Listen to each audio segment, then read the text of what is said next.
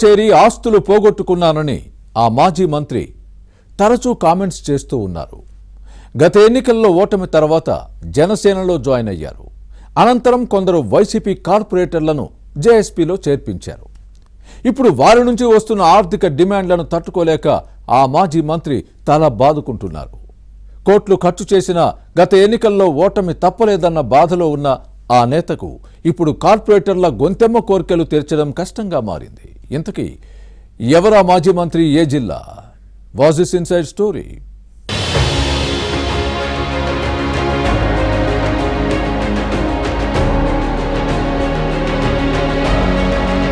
ప్రకాశం జిల్లా ఒంగోలు నగరపాలక సంస్థల్లో కొందరు కార్పొరేటర్ల గొంతెమ్మ కోరికలు కొత్త టర్న్ తీసుకునే అవకాశాలు కనిపిస్తున్నాయి. మాజీ మంత్రి బాలినేని శ్రీనివాసరెడ్డికి జనసేనలో చేరిన తర్వాత కొత్త చిక్కులు వస్తున్నాయి. జేఎస్పీని బలపరిచే క్రమంలో వైసీపీ నుంచి వలసలను ప్రోత్సహించారు.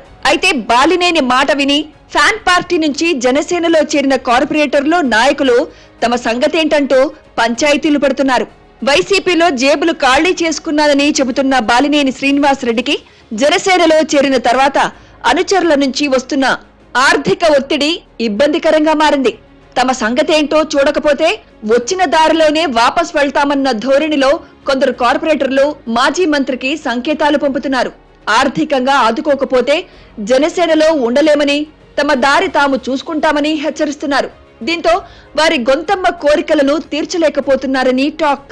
ఏం చేయాలో తెలియక తలబాదుకుంటున్నారు బాలినేని.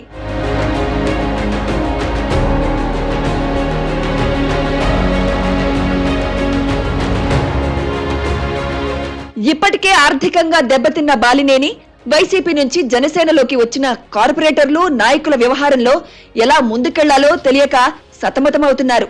వైఎస్ రాజశేఖర రెడ్డి కుటుంబానికి దగ్గరి బంధువైన ఈయన 3 సార్లు కాంగ్రెస్ ఎమ్మెల్యేగా ప్రాతినిధ్యం వహించారు. వైఎస్ఆర్ రోసయ్య కేబినెట్ లో మంత్రిగా పనిచేశారు. రాజశేఖర రెడ్డి మృతి తర్వాత జగన్ వెంట నడిచి వైసీపీలో కీలకంగా వ్యవహరించారు. 2012లో జరిగిన ఉప ఎన్నిక, 2019లో జనరల్ ఎలక్షన్స్ లో గెలిచి జగన్ కేబినెట్ లో 3 ఏళ్లు మంత్రిగా పనిచేశారు. కానీ మంత్రివర్గ పునర్వ్యవస్థీకరణలో బాలినేనిని పక్కన పెట్టి ప్రకాశం జిల్లాకే చెందిన ఆదిమూలపు సురేష్ ను కొనసాగించడంతో నొచ్చుకున్నారు. పార్టీలో అవమానాలను ఎదుర్కొన్నారు. గత ఎన్నికల్లో ఒంగోలులో ఓటమి తర్వాత ఫ్యాన్ పార్టీకి గుడ్ బై చెప్పి జనసేనలో జాయిన్ అయ్యారు.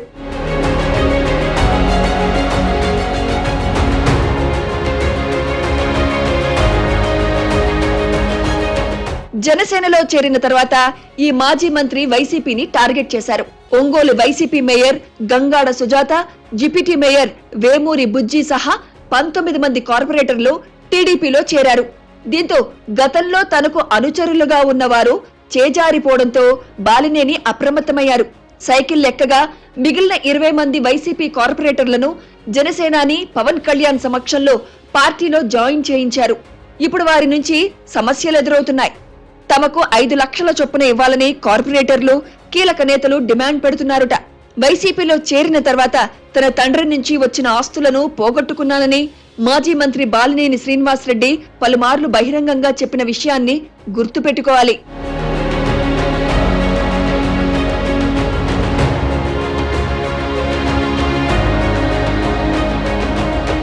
దీనికి తోడు గత ఎన్నికల్లో బాలినేని భారీగా ఖర్చు చేసినా ఓటర్లు కరుణించలేదు. ఆ తర్వాత నుంచి ఒంగోలుకు దూరమై హైదరాబాద్ లోనే ఉంటున్నారు. ఈయన ప్రోద్బలంతో వైసీపీ నుంచి జనసేనలో చేరిన కార్పొరేటర్లు, నేతల గొంతమ్మ కోరికలను తీర్చాలంటే 1.5 కోటి ఖర్చు చేయాల్సి ఉంటుంది. తన ఆర్థిక పరిస్థితిని బహిరంగంగా చెబుతున్నా అనుచరులుగా ఉన్నవారే డబ్బు డిమాండ్ చేయడం బాలినేనికి ఊహించని పరిణామంగా మారింది.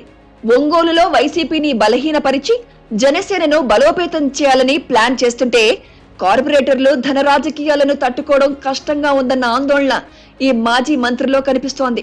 వైసీపీ నుంచి జనసేనలో చేరిన ఒంగోలు కార్పొరేటర్ల డిమాండ్లు ఒంగోలు రాజకీయాల్లో వేడి పుట్టిస్తున్నాయి. తన మాట విని ఫ్యాన్ పార్టీ నుంచి జనసేనలోకి వచ్చిన కార్పొరేటర్లు, నాయకుల కోరికలను బాలినేని శ్రీనివాసరెడ్డి ఎలా తీరుస్తారో లేదో వేచి చూడాలి.